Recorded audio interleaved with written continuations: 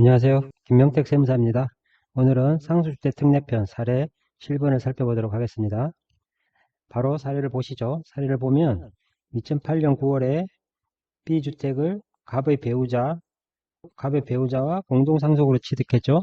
즉 장인의 사망으로 인해서 B주택을 공동으로 상속 취득했는데 장인의 배우자인 장모님을 포함해서 자녀 4명이 공동상속받았고 법정 지분대로 상속받았다.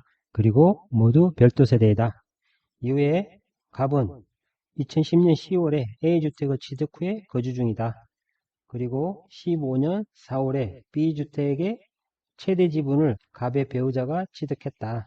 2023년도에 A주택을 양도할 예정이다. 즉 당초 상속 당시 2008년 9월에 상속이 되었는데요. 이때 법정 지분대로 상속이 되었기 때문에 장모님과 자녀 4인이 공동으로 상속받았죠. 자녀들은 각각 지분이 1이 되고요. 장모는 자녀 지분의 5화를 가산하죠. 따라서 1.5가 됩니다.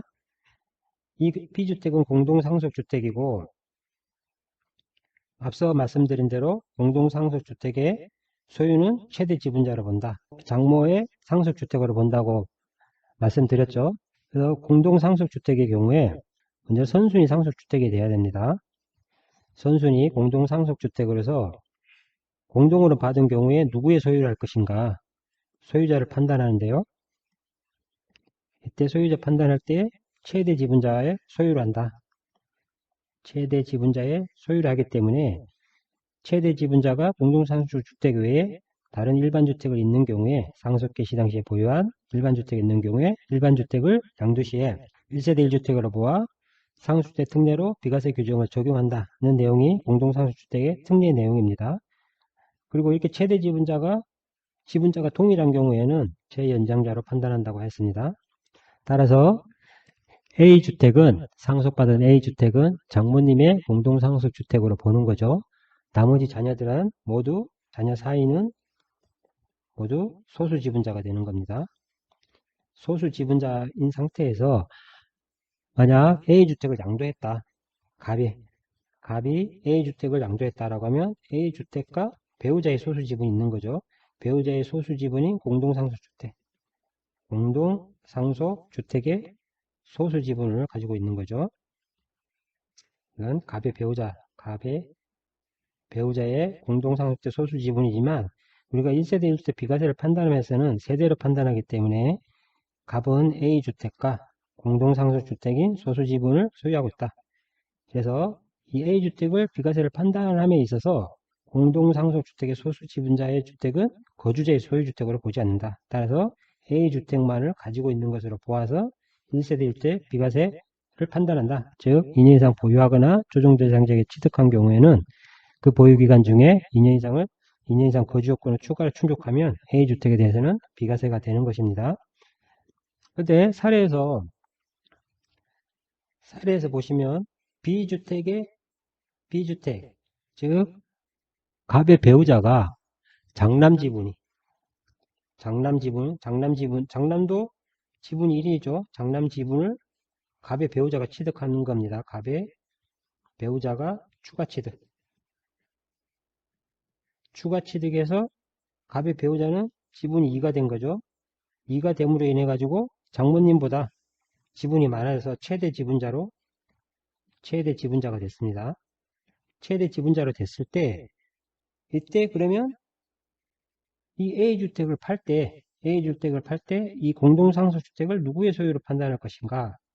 앞서 말씀드린 대로 제가 공동상속주택에는 최대 지분자로 판단한다고 했죠. 최대 지분자의 상속주택으로 본다라고 했는데 추가 취득의 경우에는 추가 취득으로 인해서 최대 지분자가 됐다. 추가 취득으로 인해서 최대 지분자가 된 경우라 하더라도 우리가 상속 개시일 기준으로 이 공동상속주택의 소유자를 판정합니다. 추가 취득으로 최대 지분자가 되었다 하더라도 상속 개시 당시를 기준으로 판단한다. 갑의 배우자의 지분이 2가 되었다 하더라도 여전히 이 공동상속주택 B주택은 장모의 소유주택으로 본다. 여전히 갑의 배우자는 소수지분자다. 따라서 A주택 양도 시에 거주자의 공동상속주택 소수지분은 거주자의 소유주택을 보지 않기 때문에 A주택만 가지고 비과세 요건을 판단하시면 됩니다. 만약에 장모 그리고 자녀 1, 2, 3, 4, 4인이 각자 일씩 이렇게 보유하고 지분이 되고 장모가 1.5에서 장모님이 현재 최대 지분인데 자녀 1이 갑의 배우자라고 하면 자녀 1이 갑의 배우자다. 이 갑의 배우자가 다른 자녀의 지분을 추가 취득한 게 아니라 장모님을 비롯해서 장모님 지분 1.5 그리고 나머지 자녀 3사람의 지분 3을 모두 취득했다. 모두 취득해서 지분이 100%가 됐다. 100%가 됐다. 그러면 다른 자녀들은 공동상속주택이 없는 거죠. 지분들이 다 매각했기 때문에 없고 갑의 배우자가 지분을 100% 확보했다. 이 경우에는 어떻게 판단할 것인가? 이때는 상속 개시일 기준으로 판단하는 게 아니라 모두 취득해서 100%가 되는 경우에는 갑의 배우자의 상속주택으로 보는 겁니다. 배우자의 상속주택이 된다. 상속주택에 대해서 상속주택 특례에 따라서 판단한다. 이렇게 보시면 되겠습니다. 이상으로 상속주택 특례 사례 7번째를 살펴보았습니다. 감사합니다.